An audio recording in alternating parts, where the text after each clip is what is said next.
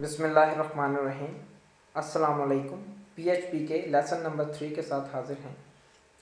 PHP के इस lesson number 3 के अंदर जिस टॉपिक को हमने डिस्कस करना है वो है पीएचपी ऑपरेटर्स।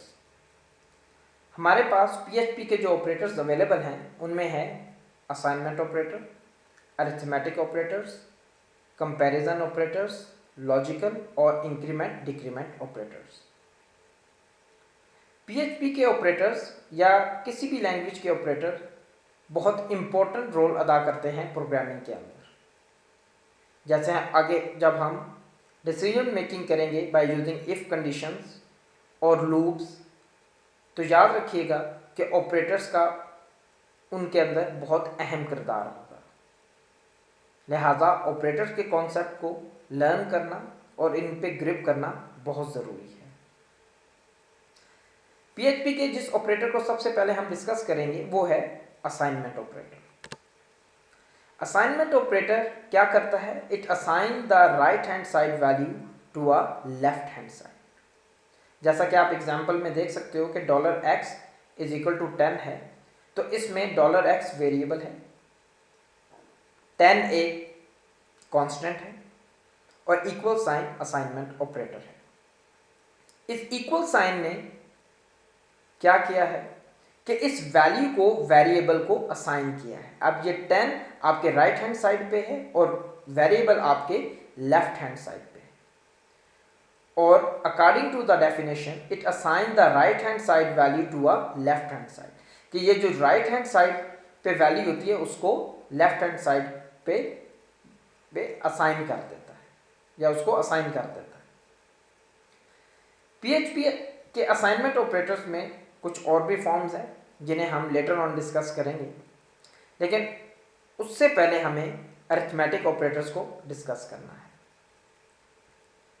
अरिथमेटिक ऑपरेटर्स को हम मैथमेटिकल ऑपरेटर्स भी कहते हैं। इनमें आपके प्लस, माइनस, मल्टीप्लिकेशन और डिवीजन आते हैं। अब मैं एक छोटा सा प्रोग्राम बनाता हूं जिसके अंदर मैं दो वेरिएबल्स लूंगा और उन्हें आपस में प्लस करूंगा। लिहाजा आपने उसको बड़े गौर से देखना है और फिर हम उसके अंदर डिफरेंट अल्ट्रेशंस परफॉर्म करेंगे। आपने सबसे पहले नोटपैड ओपन किया, यहाँ आपने पीएचपी के स्टैंडर्ड टैग्स दिए और मैं यहाँ दो वेरिएबल्स डिक्लेयर कर लेता हूँ, $x और मैंने उसको वैल्यू असाइन कर दी 10, $y और उसको मैंने वैल्यू असाइन कर दी 5। और अब मैंने इन्हें जमा किया by the help of arithmetic operator, $x plus $y and semicolon. अब मैंने अपने पेज को सेव किया, फाइल सेव, और इसका मैं कोई भी नाम रख देता हूँ। लेट्स सपोज मैं टेस्ट पेज डॉट पीएचपी रख दिया, मैंने test page dot PHP save किया। अब मैंने अपना वेब ब्राउज़र ओपन किया और यहाँ मैंने लिखा local host test page dot PHP और एंटर प्रेस किया। जैसे ही मैंने एंटर प्रेस किया आप देख सकते हो कि आपकी स्क्रीन के ऊपर 15 आ गया। इट मीन्स कि इसने इन दो वेरिएबल्स की जो वैल्यूज़ थी उन्हें ऐड कर दिया है। सिमिलरली अगर मैं माइनस को यूज़ करूं तो ये क्या करेगा, आपको इनका डिफरेंस निकाल के दे देगा, दैट इज 5। ऑब्वियसली 10 - 5 = 5 होता है। अब इसी तरह हम मल्टीप्लिकेशन और डिवीजन को यूज़ कर सकते हैं, लेकिन सबसे इंपॉर्टेंट चीज़ क्या है, दैट इज मॉडुलस ऑपरेटर्स, जो कि किसी भी चीज़ का रिमाइंडर आपको फाइंड कर के देता है। लेट्स सपोज कि यहाँ मैंने रिमाइंडर ऑपरेटर लगाया और अब आपको जो रिजल्ट आएगा कि 10 मॉडुलस 5, कि अगर हम 10 को डिवाइड करें 5 पे तो उसका रिमाइंडर क्या आता है, 0 आता है। और अब हम देखते हैं कि क्या वाकई ही ये हमें रिजल्ट 0 देगा। बिल्कुल सही, कि उसने हमें 0 ही दिए।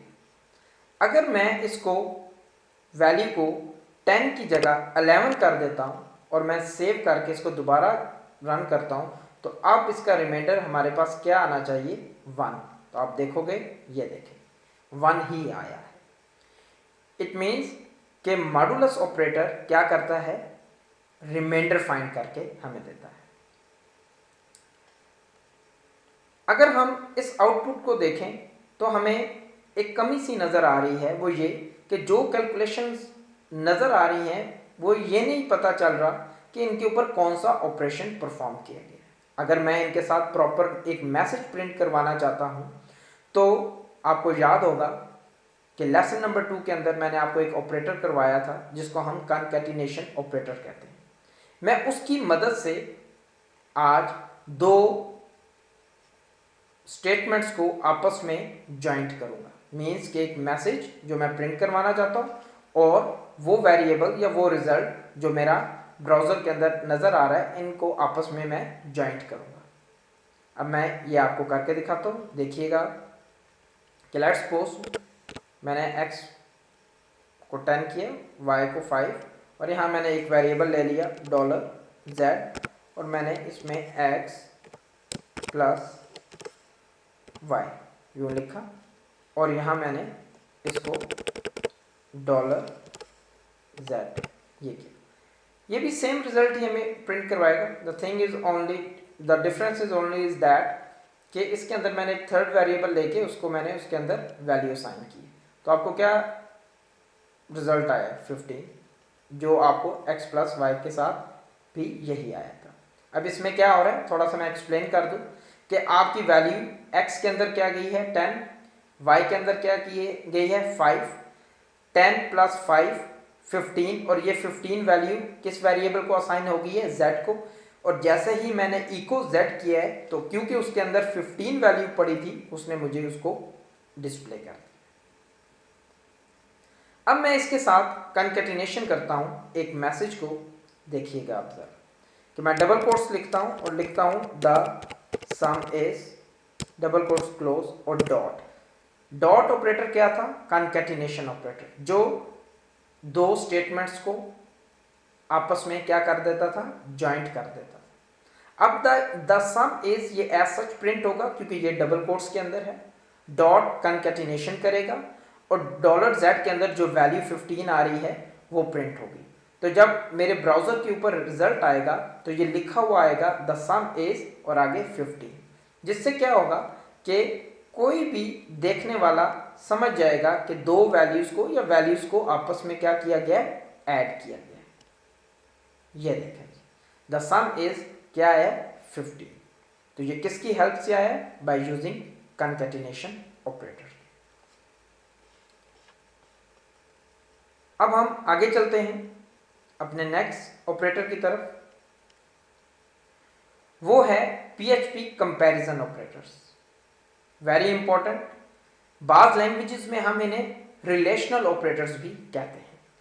इनमें क्या आते हैं, equal sign, double equal sign. यहां बहुत इंपॉर्टेंट कॉन्सेप्ट आपको मैं बताता जाऊं।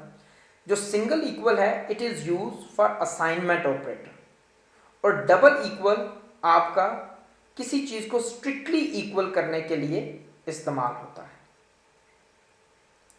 ग्रेटर देन साइन आपका, लेट्स सपोज कि अगर आपने दो वैल्यूज के दरमियान किसी ग्रेटर चीज को फाइंड करना है तो हम क्या, कौन सा ऑपरेटर यूज करेंगे, ग्रेटर देन का। इसी तरह लेस देन है, ग्रेटर देन इक्वल है कि वैल्यू ग्रेटर हो या इक्वल हो, लेस देन इक्वल है कि वैल्यू लेस हो या इक्वल हो, और नॉट इक्वल है कि वैल्यू नॉट इक्वल कि किसी चीज के बराबर ना हो। फॉर एग्जाम्पल जैसे मैंने आपको एग्जाम्पल दी है कि 3 नॉट इक्वल टू 2, तो ये हमें ट्रू रिटर्न करेगा। अगर मैंने लिखता हूं 5 लेस देन इक्वल टू 8, तो ये हमें क्या रिटर्न करेगा, ट्रू। तो बिल्कुल ठीक है कि 5 छोटा है 8 से। 5 is greater than equal to 8, ये हमें क्या रिटर्न करेगा, फॉल्स, क्योंकि वाकई ही 5 ग्रेटर नहीं है 8 से। तो ये आपके PHP के क्या कहलाते हैं, कंपैरिजन ऑपरेटर्स। और जब हम डिसीजन मेकिंग करेंगे नेक्स्ट हम अपने अगले लेक्चर के अंदर, तो उनमें हम कंपैरिजन ऑपरेटर्स को बहुत ज़्यादा यूज़ करेंगे, वहाँ इनकी एप्लीकेशन बहुत ज़्यादा बढ़ जाती है। नेक्स्ट हमारे पास है logical operators, very important. Logical operators आपके पास एंड और नॉट है। एंड ऑपरेटर उस वक्त आपको वैल्यू ट्रू देगा जब बोथ कंडीशंस आपकी ट्रू हैं, यानी कि दोनों कंडीशंस x और y आपकी क्या है, ट्रू हैं, तो फिर आपको रिजल्ट ट्रू मिलेगा। अगर इनमें से कोई एक भी फॉल्स हो जाती है तो आपको रिजल्ट फॉल्स मिलेगा। याद रखिएगा कि लॉजिकल ऑपरेटर के अंदर बेसिकली प्रोडक्ट का ऑपरेटर काम कर रहा होता है, या प्रोडक्ट काम कर रहा होता है कि जैसे x डॉट y। तो अगर इनमें से किसी एक की भी वैल्यू 0 हो जाती है तो वो पूरे कॉम्बिनेशन को 0 कर देगा। सिमिलरली और ऑपरेटर है, लेकिन उसमें डिफरेंस ये है कि और ऑपरेटर के अंदर अगर हमारी एक कंडीशन भी ट्रू होगी तो हमें जो रिजल्ट है वो ट्रू मिलेगा। नॉट ऑपरेटर क्या करता है, ये ट्रू वैल्यूज को फॉल्स और फॉल्स वैल्यूज को ट्रू कर देता है।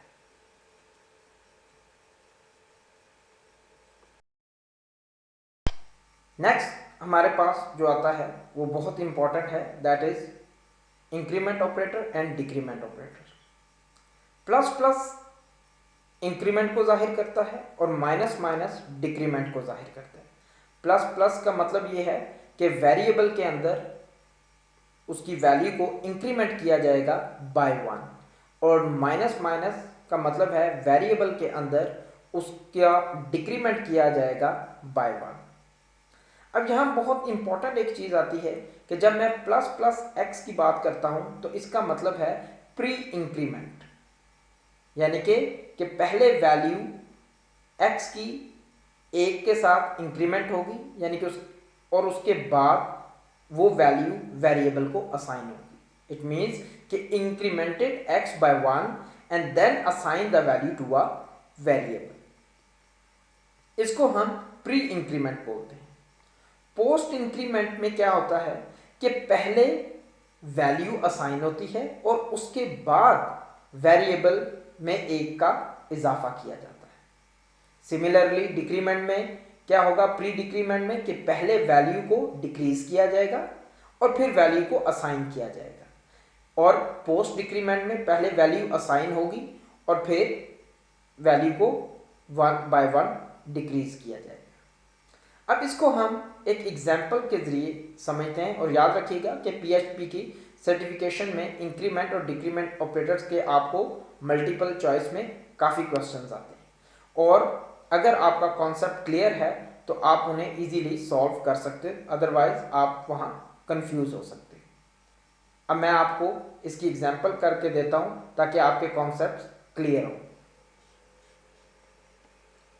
मैंने नोटपैड ओपन किया, अपना टेस्ट पेज ओपन किया, और यहाँ मैंने लिखा $x और उसको मैंने वैल्यू 10 असाइन कर दी। अब मैंने एक और वेरिएबल ले लिया, लेट्स सपोज मैं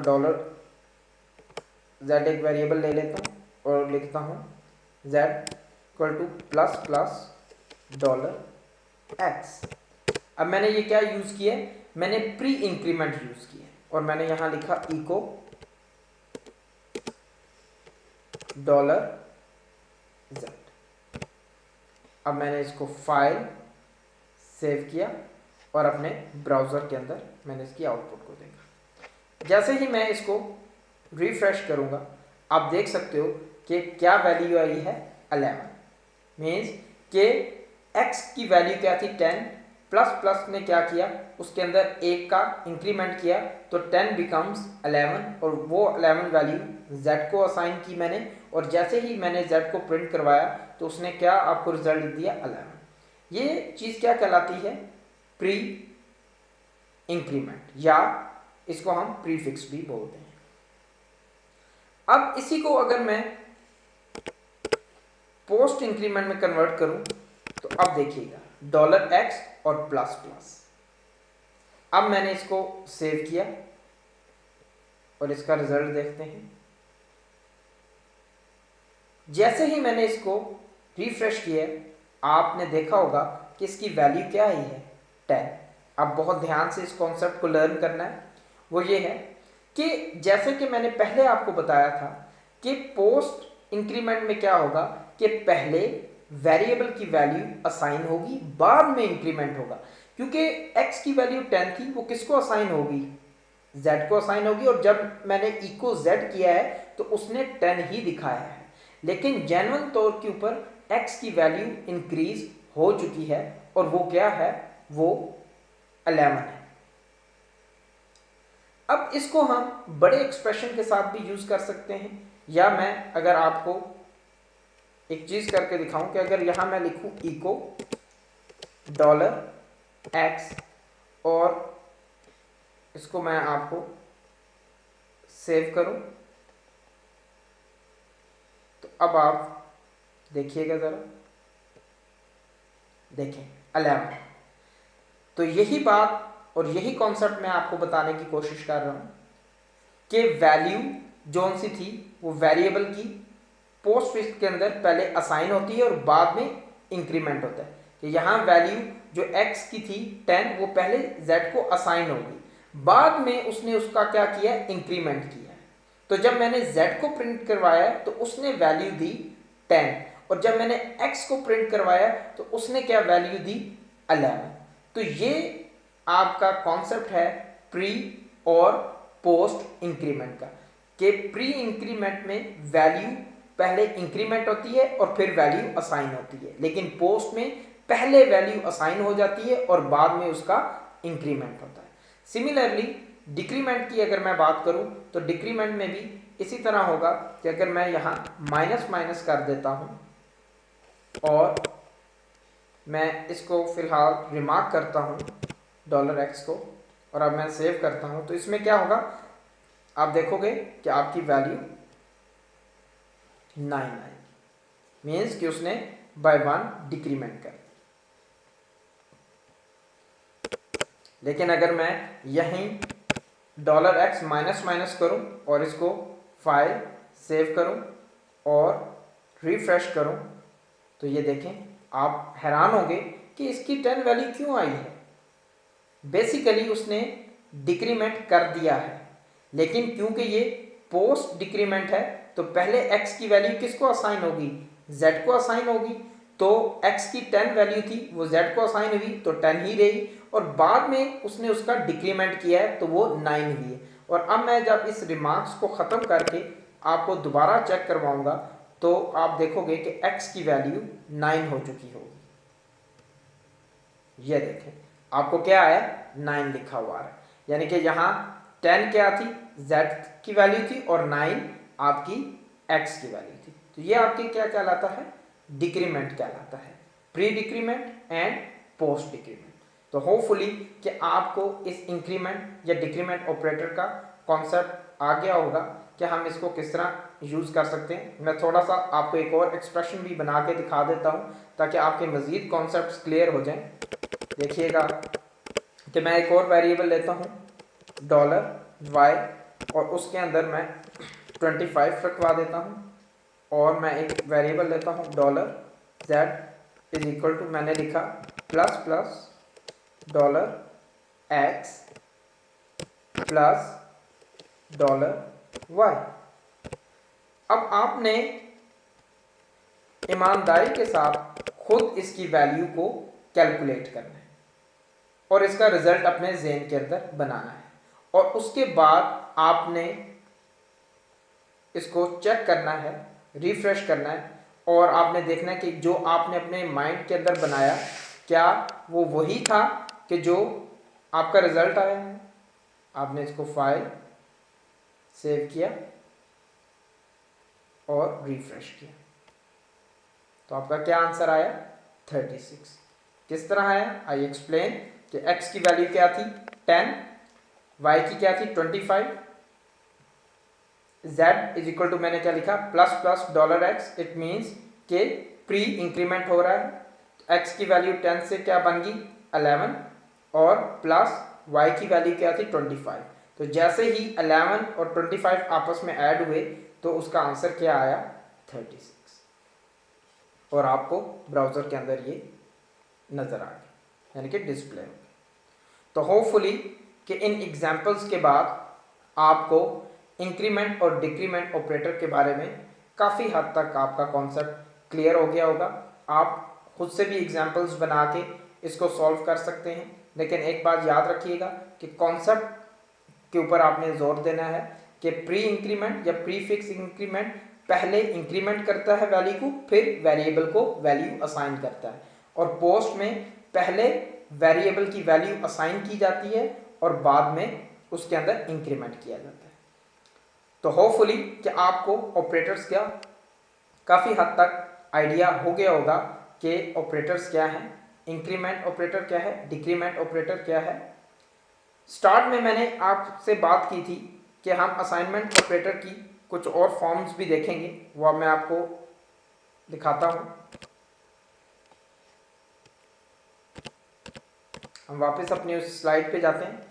ये अगर आप नीचे देखें तो मैंने एक लिखा हुआ है x plus equal to Y is same as x is equal to X plus Y, यानी कि जो काम मैं x प्लस वाई से कर रहा हूं वो x plus equal to Y से भी कर सकता हूं। प्लस इक्वल टू वाई को हम सम लैंग्वेजेस में अरिथमेटिक असाइनमेंट ऑपरेटर भी कहते हैं, यानी कि हम इसको दोनों तरह से यूज कर सकते हैं और ये भी असाइनमेंट ऑपरेटर के अंदर ही आता है। अब इसका कॉन्सेप्ट लर्न कर लीजिए कि पहले वैल्यू ऐड होगी और उसके बाद असाइन होगी। x plus equal to Y का क्या मतलब है कि पहले वैल्यू ऐड होगी और उसके बाद y को, उसके बाद वो असाइन होगी। जैसे कि x is equal to X plus Y की है, x plus equal to Y यानी कि एडिशन परफॉर्म होगी और फिर वैल्यू आपस में उसको असाइन हो जाएगी। असाइनमेंट इसको हम बोलते हैं अरिथमेटिक असाइनमेंट ऑपरेटर भी हम इसको बोलते हैं। तो होपफुली कि आपको ये भी एक छोटी सी आप कह लें कि अगर आप एक इक्वेशन बना लें और उसको आप सॉल्व करें तो आप इजीली सॉल्व कर सकते हैं कि आप x is equal to X plus Y की जगह x plus equal to Y लिख सकते हो और x is equal to X minus Y की जगह x minus equal to Y लिख सकते हो। सिमिलरली आप प्लस मल्टीप्लिकेशन डिवीजन के साथ भी यही एक्शन परफॉर्म कर सकते हैं। तो होपफुली इस लेसन नंबर 3 के अंदर जो मैंने आपको ऑपरेटर्स बताए हैं आपको इनका काफ़ी हद तक आइडिया हो गया होगा। आपने इनकी प्रैक्टिस करनी है और जो मैंने आपको छोटे छोटे प्रोग्राम या असाइनमेंट्स बना के दिखाई हैं आपने उसको खुद से भी इम्प्लीमेंट करना है और भी जो आपके जहन में आए उसकी ज़रूर प्रैक्टिस करनी है। जितनी आप प्रैक्टिस करेंगे उतने आपके कॉन्सेप्ट्स बेहतर होंगे, आपको सिंटैक्स के बारे में पता चलेगा। अगर प्रोग्राम के अंदर एरर आता है आपका तो आपने उससे घबराना नहीं, आपने उसको सॉल्व करने की कोशिश करनी है। इंशाल्लाह मैं नेक्स्ट लेक्चर के अंदर आपको कुछ एरर्स करके भी दिखाऊंगा ताकि पेज के अंदर मेरे एरर्स आए और फिर मैं उसको आपको सॉल्व करने का भी तरीका बताऊंगा। आप हमारा फेसबुक पेज भी ज्वाइन कर सकते हैं, facebook.com/urduit academy। होपफुली कि आपको इस लेसन नंबर 3 के अंदर काफ़ी कुछ जानने को मिला होगा। बहुत शुक्रिया।